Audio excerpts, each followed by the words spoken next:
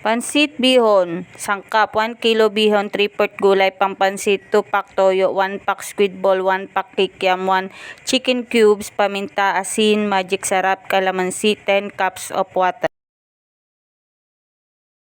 Sa kawali, maglagay ng mantika at gisahin ang bawang at sibuyas. Ilagay ang kikiam at squid balls. Halu-haluin hanggang ito'y maluto.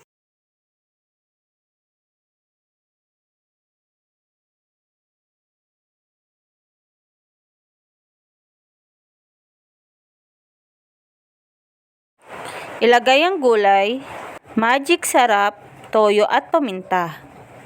Halu-haluin ito.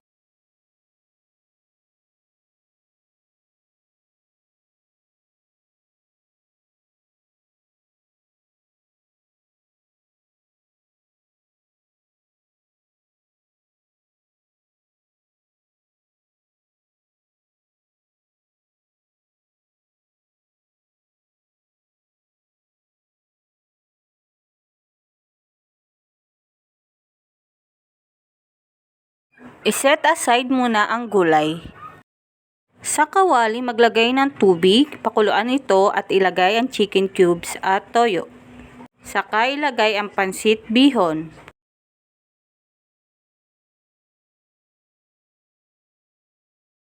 Paghiwa-hiwalayin ang bihon. Ilagay ang gulay at halu-haluin ito.